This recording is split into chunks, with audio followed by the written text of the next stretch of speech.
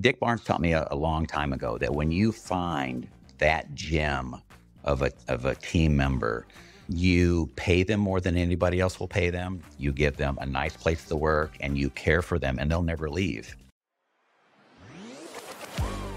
Welcome to Community Conversations, a podcast for general practitioners and specialists at dental practices who are focused on growing the practice of implantology. In each episode, we cover trends and advancements in implantology, the challenges facing practitioners, and share experiences from MODIS Dental Partners' multidisciplinary practices. Ultimately, you will gain insight into your growing practice. Let's get started. Hey, Dr. Boatman, welcome to the podcast. Hi, Pete. It's great to be here. Yeah, really looking forward to this conversation. This has been an opportunity for MODIS partners to share about their life, their practice, how they grew their practice, and ultimately the decisions they made and why they chose to partner with MODIS. And as one of our newest partners, we're really looking forward to having this conversation. Wonderful. Looking forward to it too. So I usually start at the very beginning, but today I'm going to try something a little bit different. Okay. In the time that I've known you, I've known you to be a man of faith, to believe that God works in mysterious ways. So could you talk to me a little bit about how a hockey game and a partnership and how God worked through that in your life? Yeah, it's an amazing story. If you don't mind, I'll go back a little bit farther than that. At first, I never wanted to be a dentist ever in my life. And I was in a fraternity in college and I wanted to be a pediatrician. I wanted to go to medical school. And the way my classes were, I wasn't going to be able to, I needed calculus to take the MCATs, and I'd taken my calculus late, so I was going to have to wait a year. Didn't know what I was going to do. I had a fraternity brother who wanted to go to dental school, and there's a dental school in my backyard where I grew up in Southern Illinois. And he said, hey, why don't you come down here, take the dental admission test with me? And I was like, no, I don't want to do that. And he knew I was from there. He just wanted a place to stay. So long story short, he talked me into it. I came down, I took the test, I did well on it. And I thought, I've got to do something for a year. So I applied to one dental school, the one in my backyard. And my advisor said, no, you really need to apply to a lot of different dental schools, because if you don't get into this one, you won't get it in at all. And I was like, you don't understand. I don't want to be a dentist. I know that if I get accepted, it's the first year's all the ologies, and I'll just maybe move on from there. I didn't tell him that, but that was my plan. And I got in and my stomach knotted up. And I thought, okay, I'll just do the 1 year and take some of the classes, move on to medical school. And I got in it and absolutely loved it. And it was by the providence of God that he knew better than me. And had he told me beforehand, I want you to be a dentist, I would have probably found a cave to hide in, because I didn't want anything to do with that. But again, he knew better. So let's move on to, I call it my burning bush story.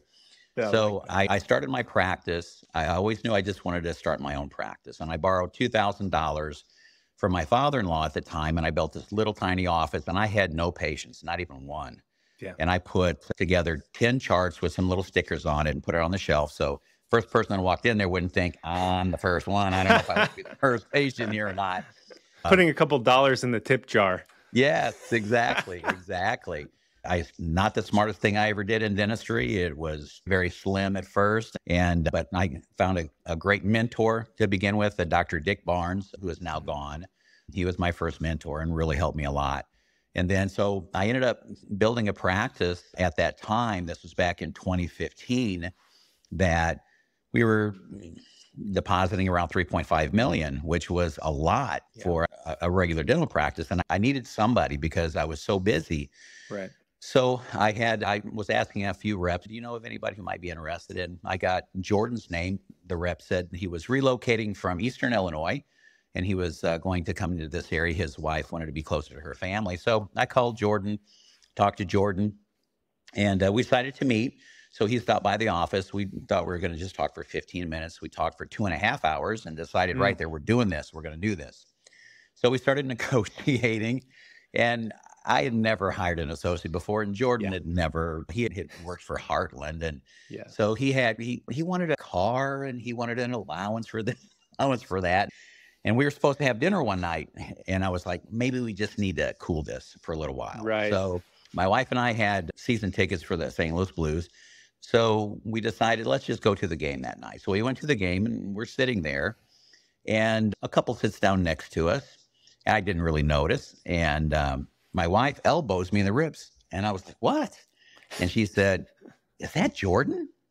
And I looked to my right and it was Jordan and his wife. They decided that night that they would just go to the hockey game. So they got on Ticketmaster and just got some tickets. And out of 20,000 plus people, God put him right there next to me. And both of us took that as a burning bush. You need to do this. So we both decided right there that we're going to make this work. Yeah. And oh my goodness, did we make it work. He has been an incredible partner. We doubled the size. He came in with no patients himself. And we doubled the size of the practice in 3 years. It's just been absolutely amazing. And when you look back at these things and you see how God works in our lives, a lot of times we don't notice it until after the fact, but God is extremely gracious. And I don't know why he's been so good to me. I really don't, but he's been amazing. I just wanted to warm up with that story because I remember you told me the story over dinner. Yeah. And I tried not to look totally shocked. Yeah. But it's just hard to do the math in your head and say, what are the chances of something like this ever happening? Exactly. Yeah. And that's, I think, the wonderful thing about life and business is sometimes we can do all the smartest things in the world, but sometimes an outside force seems to push us in one direction or another. Yeah. If you don't mind, now I do want to start back at the beginning. Do you mind, Sure, Rich, just sharing with me a bit about what did childhood look like for you? Yeah. My childhood was extremely difficult. My father actually abandoned us when I was 6 years old. Left my wife, or my mom, myself. I had a sister who was 5, and I had a brother who was a baby. And this was back in the 60s. And back in the 60s, a lot of women didn't work. She had to find a job, and it was extremely difficult for us. And we did that for about 3 years, and then she remarried, and she married a police officer. Unfortunately, this police officer and this stepfather was an alcoholic, drunk every single day, would actually even go to work intoxicated, and was very emotionally abusive to all of us. And we endured that for about 5 years. And then my mom divorced him. And then it got really difficult because I think she just checked out in life. It was too much for her. She was gone from home, rarely saw her. It was just way too much for her. And we had just a really small house. It was about 800 square feet. There were 2 bedrooms with my other siblings. And especially when my stepfather was there, I didn't even have a bedroom. My bedroom was the front room couch. And I had some clothes hanging on the back of a bedroom door and a small chest of drawers in a really small hallway. Yeah. But it was pretty much that way until I went off to college. Then I left home. And were you the oldest?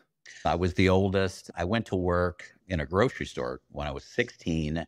And there were a lot of times I would buy the groceries and things like that. What little money I had, I would buy some of the Christmas for my siblings and try to make it as normal as you could try to make it in an extremely difficult situation. Yeah. And how did you manage to stay grounded in that time? It sounded like you walked into an unassigned leadership role very early in life. Yeah, it was. It was very difficult. And when you're faced with something like that, you really have a choice. You can go one of 2 ways. One way is you can be angry and you can be bitter and you can become a martyr. And unfortunately, my brother, who's 5 years younger than me, that's what he chose. I chose a different way. I decided that I was not going to let those circumstances determine me, who I was and who I was going to be, and that I was going to make a better life for myself and a better life for my family. And so it's turned out wonderful. But there's a lot of power. There's a lot of power in that situation, and that power can be used for the negative or it can be used for good. Yeah. And thankfully, God had plans for me. And so choice of college, next steps in life. Talk to me a little bit about that. Yeah, so I was set. I had never been away from home. I was taking care of my siblings, and I was apprehensive about what was going to happen to them. Fortunately, when I did go away to school, my mom was forced to stay home a little bit more. My sister left and just moved out in high school with some friends. But she was there with my younger brother. So she was forced to do that. But I was I wanted a good education. So the University of Illinois is a very good education. Yes. And I was a track athlete in high school. And my track coach said, hey, have you thought about participating in track in college? And I was like, I'm not good enough for like U of I. And he said, no, I'm talking about like NAIA. And I was like, I don't know of any school. So he sent some letters of recommendation to some smaller colleges, Illinois Wesleyan, Knox College, Naperville, Wheaton, places in Illinois. Yeah. And I got my mom, she was going to go with me on the trip. I was already signed up at the University of Illinois, ready to go, had a roommate. And my mom thought, this is not a good idea. You want to be a doctor and you should go to U of I. And I was like, that's 25,000 people. I've never been away from home. It really scared me. And so I said, can we go for a visit at Illinois Wesleyan? And Illinois Wesleyan was a small college, 2,000 kids, a smaller campus. But when we got there, they just had an exceptional education there, every bit as good as the University of Illinois. They have a reputation for, and for years, every person that applies for medical school, dental school, law school pretty much gets in. It's that strong. We decided on that, and that was really the right decision. I was in a smaller, I wasn't a small fish in a big pond, and I was a small fish in a small pond. And I got to participate in track and got a really great education out of it. Who were big influences in your life, formative influences in your life as you were coming up? That would be my grandfather. My grandmother passed away in a car accident when I was 2 years old. And my grandfather didn't remarry for years and years. And he was a very spiritual, religious person. And he always talked about Jesus whenever he was around. So much so that when my dad was around, he would annoy my father. He really annoyed my mother. Now, they didn't want any part of that stuff. Right. And we asked, after my dad left, he asked my mom, is it okay if I take the kids to church with me every Sunday? And she said, sure. And so he picked us up every Sunday, and we would actually go to some of the local housing projects. He knew some other children that he picked up too. Wow. And took us to church, with him, where we went to Sunday school, went to church. We learned about Jesus. And then as I got older, what do kids do? I think I got to the point where it was like, I just didn't want to do that anymore. And the few times that my mom was home and my grandfather came over to visit, she just annoyed him. He just always wanted to talk about Jesus. Right. And she just really wasn't into that. She said, you don't have to go to church if you don't want to. So I didn't. But he always stayed in touch. He always stayed in touch. And when my wife and I, when we had kids, we put them in the Lutheran schools and we joined a church together. And he would come to that church, and about once a month, he went to a different one, but he would come and visit us when we went to that church. And so he really, number one, is the number one influence outside of dentistry. That was just huge in where I am today. Yeah. Spiritual formation, character building. Yeah. So you did talk about dental school. Yeah. I don't think I've heard that story. This is the first time. I didn't realize that you had no plans on dental school. No. What about it captured you then? It's interesting, what God has put in our path. So the first day of class, we're sitting there, and for some reason, I don't know why, the instructor was like 10 minutes late coming into the class. It was the very first class of dental school.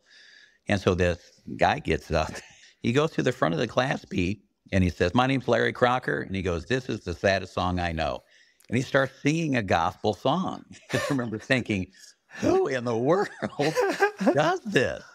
And so finally he sat back down. The instructor came in, and it was probably later that day. We were in another building, and it was between classes, and we had a little bit of time. I was just standing in the hallway. I didn't know anybody. And he came up to me and he said, hi, my name's Larry Crocker. I said, hi, my name's Rich Boatman. And it turns out Larry Larry became a Christian when he was 16 years old, and he went to the University of Illinois. He was 2 years older than me. He just worked for 2 years. And in dental school, everybody does everything together. Had Larry not taken those 2 years off, then I would have never met Larry. But again, God has different plans. And we formed a fast friendship right there on the spot. And Larry and I always sat in the very front row. He liked to sit in the front row. And even to this day, when we go to seminars together, he and I always sit in the front row. We just have always done that. And he was a huge mentor for me. Yeah. Anytime he helped me get back on track. even going to church right after I got married. And anytime I had a biblical question that I didn't know the answer to, I could always call Larry. And I can to this day.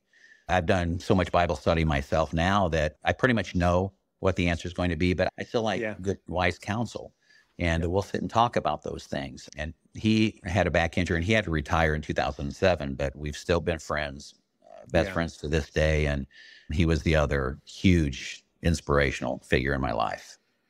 And so it sounds like to me, your decision to stay in dental school, while obviously the work was interesting to you, it was a relationship as well, a relationship, a friendship that would have been lifelong.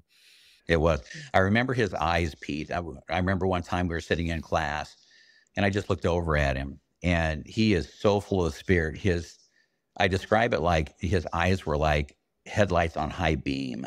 The eyes are the window of the soul. And even to this day, when I look at him, his eyes are just so bright and he's just so full of spirit that it's just a wonderful pleasure to be around him all the time. Yeah. But yeah, it was a big part of that. I found the work interesting. It was really interesting, but that relationship really solidified it for me. Yeah.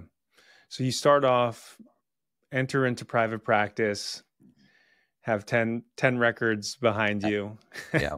Talk to me about those first couple of years going from $0 to $3.5 million with beginning with no patients. What was that? Yeah. At first it was, I'm sitting there with no patients and I had just one, and I'm in a small town of 10,000 people. Yeah. Now we're about 20 miles east of St. Louis, but at the time, I'm just in a little town of 10,000. I've got just a small ad in the newspaper, but I'm off on a side street off of the main drag. And they would just trickle in here or there. And then I received in the mail a solicitation from the Dr. Dick Barnes group. And I thought, and I read it and I thought, this sounds really interesting. So I signed up for their seminar and I went out. At the time he was in Sandy, Utah. And they taught me a lot more about marketing, but not just about marketing. They taught me about the principles of relationships with patients, which is just absolutely critical when it comes to relationships are critical to anything in life, not just building a business with our families and friends and everything else. So he was my mentor for the longest time, and he really got me on a projection. And so within, I think that first year, I think we did, and this is 1989, I think I did $150,000 in production.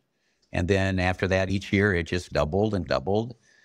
And then it was about 10 years into it, and I had a little office, 1,000 square feet, 4 small operatories, and I was doing fine.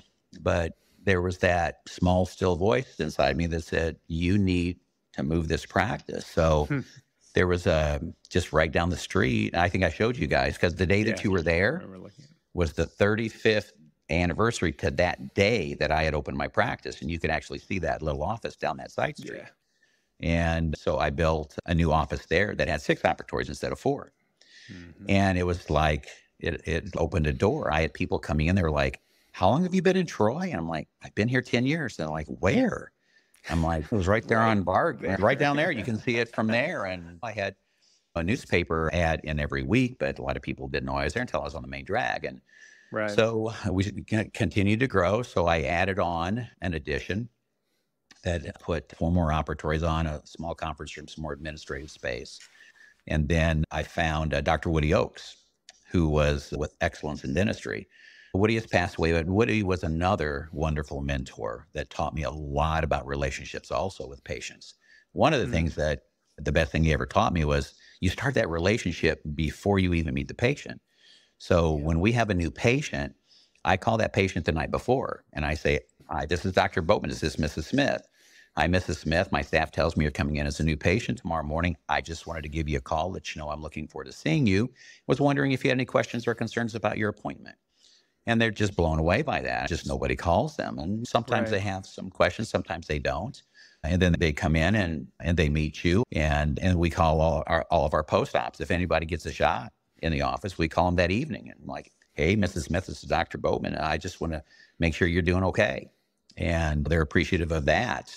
And we've taught our staff those principles too. Woody Oakes was another huge mentor for me.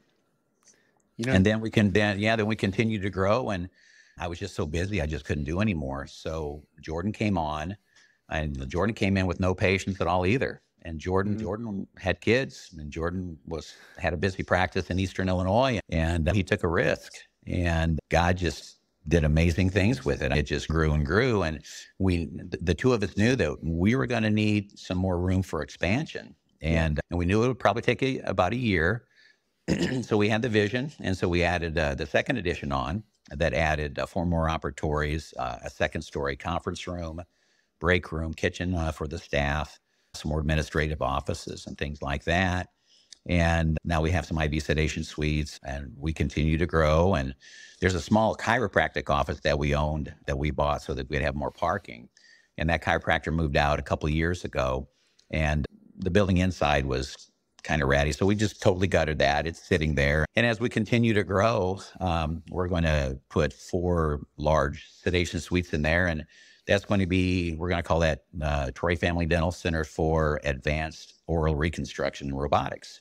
And so we've got some even more room to grow. So it's just been amazing when I look back at where we came from, where we are today, how wonderful God's been to us. Yeah. Transitioning into the medical side, you'd briefly just mentioned robotics in the title, but share a little bit more, because I'm gonna ask you to brag about yourself here, because I know I don't tend to like to do that. Big deal. I know. I'm forcing you to. So actually, the credit goes to Jordan. I've always been. I've had lasers in the practice for years, and I didn't know anything about implant placed robotics. And Jordan one day said, "Hey, have you ever heard of robotics?" And I was like, "No." He said, "Here, you got to check this out." So he pulled up on his computer Yomi, and it was talking about it. I was like, "Wow." So we had them come out, and they have this small van, and they actually had the Yomi robot on the van, and you could actually do a simulation on a model. Yeah. And when we saw that, what you could do with that, it was absolutely amazing. So we went ahead and invested in that robotics. And so with that robot, what we basically do is on the patient's CT scan, we can place that implant in the perfect spot. And then we link the robot we link the CT scan to the robot. Then we link the robot to the patient, and then we have that robotics handpiece on our hand. When we're going to the osteotomy site, it will lock in the perfect position. And then we make the osteotomy site, we place the implant with it. And I remember one case, the patient's mandible made a big right angle. Yeah. And our assistants are always great. We're looking at where this robot was going to place it. And when we're doing this patient, it looked like we were placing it too far to the buckle. So my assistant, she elbowed me, and I was like, "It's okay." So we placed it, and when we looked on the CT scan to see the final placement, had we gone where we thought we would be, we would have actually perforated the lingual cortical plate, and we would have been in the submandibular space, which is not a good place to be. Right. And so we're the only general practice in all of Illinois that has it. And we're going to really build our brand around the robotics and placing implants. We're really excited. We just started a new marketing campaign with Progressive Marketing. Yep. That we're really excited about. That's just getting off the ground. And it's the neatest technology I've seen in 35 years. And am I right in saying that you all are going to use the Yomi for all-on-4 as well? Absolutely. So right now we're using Chrome to do bone reduction. And we just had them come out and demonstrate for us on a model how to do bone reduction with Yomi. So in the not too distant future, probably within 6 months or so, and it'll save us a lot of money. The Chrome is fantastic, but it's pretty expensive. It's about $7,000. Like Dental Lab, Chrome Guided Smile? Yeah. So we use Mid-South Dental Lab. So they provide the fixator and everything, and we go through the planning online with their people. But it's pretty expensive. But with this, we don't have to use a fixator of any kind. Yeah. And we just do flap the arch, and the robot knows where to go and won't let you go any farther than where you're trying to go. So are you going to do the surgical planning with Yomi? We will. So they right now with the Chrome cases, we actually get online with their people, and we plan the case together. Yomi actually has the same service that you can do. And you can plan the case together with them and get everything set and use it for that. Yeah, because it's effectively the same this the same planning that goes into putting in a chrome fixated guide. It is. You can effectively tell the robot to do. Right. So we can, right. So the fixator is a fixed dent, and then you just by hand place it. With Yomi, you place those implants in a perfect spot, and some of the distal ones are angled, sometimes to 30 degrees, and you plan that on your CT scan. You link that CT scan to Yomi. Yomi is now in your hand, and as you're watching the screen, it'll tell you if you're going in the wrong direction, right direction. When you get in the correct spot, it locks, and you just make the osteotomy site right there. So how do you locate once you I'm going to have all the wrong words, Doc. How do we link? Yeah, there you go. Once you cut it, once you reduce the bone, how are you linking the robot to a location? What we do first is we actually link the robot to the patient first. You're right. When they still have teeth, you can actually do it if they don't have teeth. There are actually edentulous links that you can use that you drill the link into the mandible or the maxilla. And it has, so once you have it flapped, and the patient's already linked, that robotic arm is only going to go where you planned it for. Got it. Yeah. So you link it first while they have the teeth in their mouth, and then after the extraction, so the robot has already been linked to the individual patient. Absolutely. Yep. How many people are doing all on fours with Yomi right now? There aren't a lot of people that have Yomi right now. We place a lot of implants with the Yomi, single implants. We haven't done any full arch cases yet, but that's what we're working on right now. And that's where the progression's going. So we're really excited about it. Yeah. It's really interesting. This will be the first in our community using the Yomi for full arch. Oh, okay. Very excited to hear about how it goes. Yeah. Maybe transitioning onto the growth side. Can you talk to me about the evolution of the practice? It sounds like the next frontier is full arch dentistry. Yeah, we do a lot of full arch reconstructions also.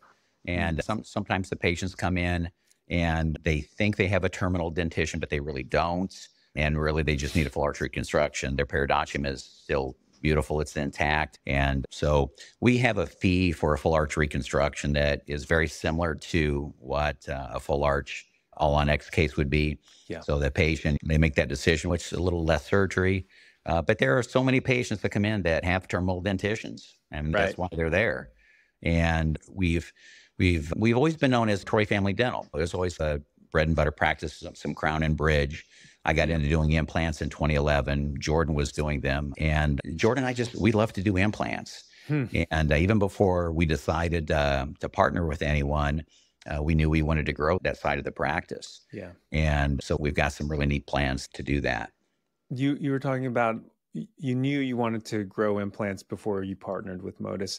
Talking about partnering with MODIS, can you help us understand what led to those series of decisions? One, to seek the potential of any type of partnership, then why MODIS in a universe of good options? And, sure. To the extent that you have any, how things going? Yeah. We're at our accountant's office, Kane Waters, down in Dallas, Texas. They only do dentists. And this was a year ago, this past February. We'd always meet in February, go over the previous numbers, the growth and things like that. And they alerted us to a little bit of a problem that we had. And we're like, well, what kind of problem do we have? And they're like, they said, Rich, I was 62 at the time. They're like, you're going to be looking at retirement 5 to 10 years. And when you do, the size of your practice, there isn't really any general dentist that can afford to buy what your practice is worth. And they asked us, have you ever heard of DSOs? And we're like, no, not really. Jordan had heard of DSOs before. And they said, there's some really good ones out there that you can actually partner with. And they knew we wanted to grow our implant practice also. And they said, would you be interested in setting up, because they have a subsidiary called 7 Pillars that helps with these types of things. And they said, would you be okay with partnering with them and looking for somebody? And we're like, yeah, sure. We'll look into it. Started that July. And there were 3 other DSOs that we met with and we had dinner with. And you learn about what their platform is, their philosophies are, and things like that. And then the last ones that we met were you guys. And then when Jordan and I had dinner with, it was you and Marcus and Dana with the Thurston group. And from the get-go, MODIS's philosophy about implants and building practices and how you can partner with other practices and their best practices and learn from other practices. Matter of fact, Dr. Spencer and I are going to go down to Innovative Dentistry, Dr. Olson's office. That's part of MODIS next Sunday. 2 weeks, actually next Sunday, a week from this Sunday. Okay. And we're going to meet with Dr. Olson. We're going to have dinner with him Sunday night, spend the day in his office on Monday and get his flow of things because he has printers and things like that. So we want to get into doing those things too. And I was just, when, you're talking about things, and I don't know how the conversation came about, but I think it was more Dana talking about his faith. He's so humble. He's amazing when what he's accomplished, and he's so humble. And he kept referring to himself as some podunk orthodontist. And I'm thinking, you're anything but that. And he got into his faith. And then when he did, you did. And then you and I talked some, and Marcus. And it was right then that I knew. But I also heard that I found out that Dr. Picos had been doing his due diligence, and he looked for 2.5 years, right? Something like that. And he decided on MODIS. And so we thought, everybody knows Dr. Picos. And so with knowing that he took 2.5 years and decided on MODIS, and listening to you guys, my biggest concern with partnering was, how would the staff take it? Because they are a huge part of what we do. We can't do what we do. They are so highly trained. A lot of our staff, we have 23 staff members. One's been there 24 years. A couple of others have been there 21 years. And a lot of them in their teens, a lot of them even before Jordan came on. And since Jordan came on, the ones that we hired have been there as long as he's been there, 7 and 8 years. And we put a lot of investment into their training, how they relate to patients and relationships. And if you get online and look at a lot of our reviews, our staff gets more accolades than the doctors do because they are so good at what they do. Yeah. So we were really concerned about taking care of them. And after talking with you and Marcus and Dana, we knew that there was no fear in that whatsoever. And that's been the case. We started together in this partnership January 24th. And it's been wonderful ever since then. It's just like nothing, very little has changed. Just the way we do payroll and the way the girls clock in. That's about all that's changed. So that's why we were so confident. And I just had that piece that came upon me that I knew that the staff would be okay. Anything you're excited about working with MODIS team members? Oh, absolutely. All of you guys have been fantastic in working with questions that we have, things like that.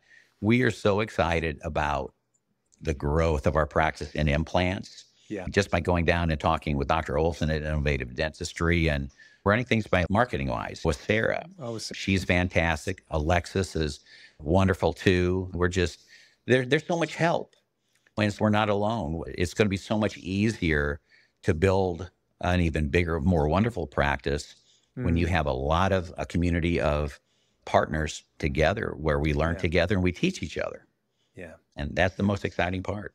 And all these new relationships that I have. Right. With you, Marcus. It's great. When I look across the community, one thing that really stands out to me, or I'd say a handful of things. One is all of our doctors are patient fanatics. The second thing is every one of our partners had put their team in front of them. And I think we even told you when we meet, obviously it's my job on a first dinner to convince you that we're a good partner. It's also my job to make sure that we're not partnering with a jerk. And what I listen for is when a partner says, look, this is obviously a big deal for me. But what I'm really concerned with is, are you gonna be good custodians of the team? Because these people are everything to me. And I don't think we got 5 minutes into the conversation before you had mentioned your team. And so it becomes very clear. We know who our people are. Exactly. The relationships that I have with them, just knowing that they're going to be okay. I knew they were going to be okay, but I didn't want them to worry. I didn't want them to be afraid either. And they trust us enough to know that we were never going to do anything that was to their detriment whatsoever, because we truly are a team. We can't do what we do without them. And I'm sure all of our other partner practices will tell you the same thing. That team is so important that I feel like they're more important than the doctor. I feel you can find somebody come in and do the dentistry, but it's hard to find people like when we have team members like we have.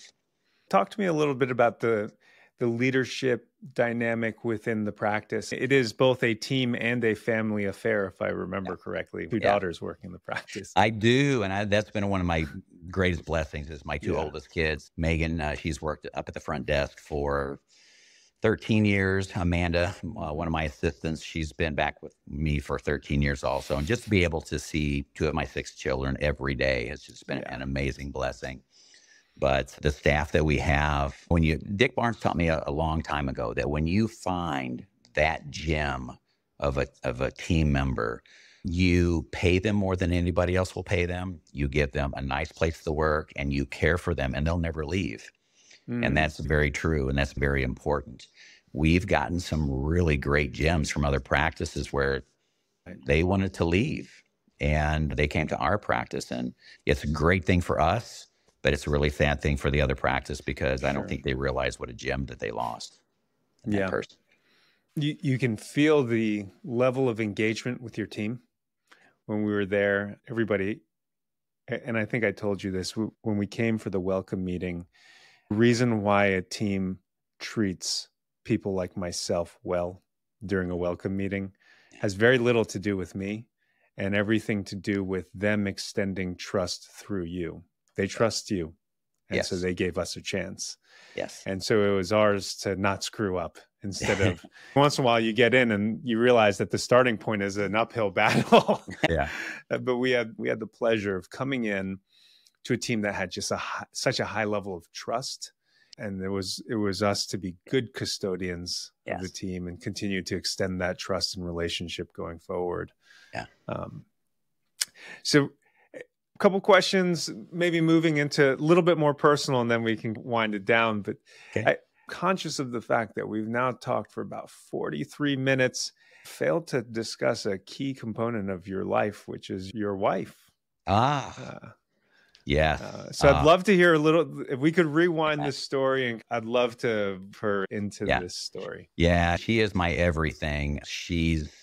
Words really can't describe. She has brought so much beauty, light, life into my life that she's taught me so many lessons. We talked about that difficult childhood. It's not as easy as a transition as what I maybe made it sound, but there were times when I could get angry and she would always tell me, you can't look back. You have to go forward. She had a very difficult childhood also. And she is, when the Bible talks about an excellent wife, that an excellent wife is the crown of her husband. She's everything. She is everything to me. And she is not only an excellent wife, but she is an excellent mom. She's an excellent friend to all of her friends. She is just, we always joke, we always say everybody loves Sherry, and everybody does. I think you met her. Did you meet her, Pete? You know what? I didn't. Because the day that I came for the welcome meeting, I couldn't stay that evening. That's right. And we said next time I'd get a chance to meet Sherry. Absolutely. Absolutely. I find it difficult to describe. I'll describe it like this. The only time that she and I are ever apart is one long weekend in November when it's deer camp season. And I'm with my sons-in-laws and my son for deer camp for the weekend, and she goes someplace with her friend, and I have a difficult time sleeping because we're apart. We are never apart. We are always together. She goes with me everywhere. I go with her everywhere. She comes, has lunch with you? She does. On sedation days, when I do sedation, a lot of times I can get finished a little bit early and we can go have lunch together. And that is a treat for me because typically I have a half an hour. Yeah. It's a really busy day. I may have 15 minutes, but on those sedation days, the staff, they find it funny because every morning at that huddle, and it's my sedation day, I'm looking at that schedule and they know what I'm doing. So I'm looking at that sedation patient before I have lunch? What are we doing? And how can I make sure that I can get away and go have lunch with her someplace? And that's a special treat too. Yeah. It's funny, the way you speak of your wife. I consider myself so blessed to be married to mine as well. You'd mentioned how she's a friend to many. My wife is a very outgoing woman. Yeah. Outside of the context of work, I'm happy to stand in the shadows. Often stand in her big shadow. I know the feeling. Yeah. And I'll introduce myself to people and I say, you'll probably remember me as Bindu's husband. So I'll just go ahead and say, my name's Pete. Yeah. That's my wife. She's a petite 5'2" woman of Indian descent. But you can't miss her because she has a huge personality. And just a heart as big as the sky. Yeah. I just got to tell you one quick story about her. She has the most amazing smile I have ever seen. And I tell her that all the time. And she tells me, oh, well, you're just prejudiced because you love me. And I'm like, oh, you don't understand. I know smiles. I've created a lot of good smiles. There was one time, she's from Davenport, Iowa. We were up there visiting her dad, and we walked into a restaurant, and her dad was sitting over there with her sister. And all of a sudden, I'm following her, but she's going this way. And okay, so I followed her, and we walk up to this booth, and there's a couple, they're about our age, sitting there. And Sherry walks up to him and says, hi, Sue, how are you? And I didn't know at the time, but her name was Sue Munson, and she graduated with Sherry from high school 44 years earlier. Hadn't seen Sherry in 44 years. So Sue looks up at her and is like, and Sherry goes, you don't remember me, do you? And then Sherry smiled at her. And as soon as Sherry smiled at her, she lit up like a light bulb and said, her exact words were, oh my God, that smile, you're Sherry Hood. Remembered her from her smile after 44 years. That's a smile that transcends time. And she has one of those smiles. Yeah. You are a blessed man. I am. Yeah. Anything you'd like to share as we wrap up? I'd love to give you the last words about the partnership, about anything, really. Yeah. I've been doing this for 35 years now, and there's been a lot of change. And we have a culture guide that we go through. There's 24 different points, and we'll go through one and remind each other of that. And one of the culture guide parts is that there's always going to be change. And change can be good. Change can be a little scary. I look back at the beginning, and I always knew that, like when I learned to do implants for the first time, when I felt uncomfortable, when I got out of my comfort zone, I was growing and I was becoming a better dentist. And I've seen a lot of changes in 35 years, but I have never been so excited as I am today with the partnership that we have with MODIS and with you guys of what we're going to do with our patients, helping more patients with terminal dentitions have that just quality of life that they miss so much. Words can't describe the excitement. It's almost as exciting as I remember when I built that first office, Pete, and I would go out there and I would just sit there and I would just dream, thinking, wow, this is going to be so cool, and having no idea where God was going to take this and take me. And I'm so thankful that God has brought a lot of the people into my life that they have, but I'm more thankful that they brought MODIS into our life and practice. Gosh, Rich, I can't say anything better than you just said it. Thank you so much. I appreciate your time. Oh, it's my pleasure. Soon. Yes, it's always good to see you. I look forward to seeing you soon, and I want you to meet Sherry. Yes. Take care. All right. Bye-bye. Thanks for listening to Community Conversations. This podcast is powered by MODIS Dental Partners, an organization dedicated to supporting dental professionals with cutting-edge technology and continuing education opportunities through the PICOS Institute. If you enjoyed what you heard, follow Community Conversations wherever you listen to your favorite podcasts. See you next time.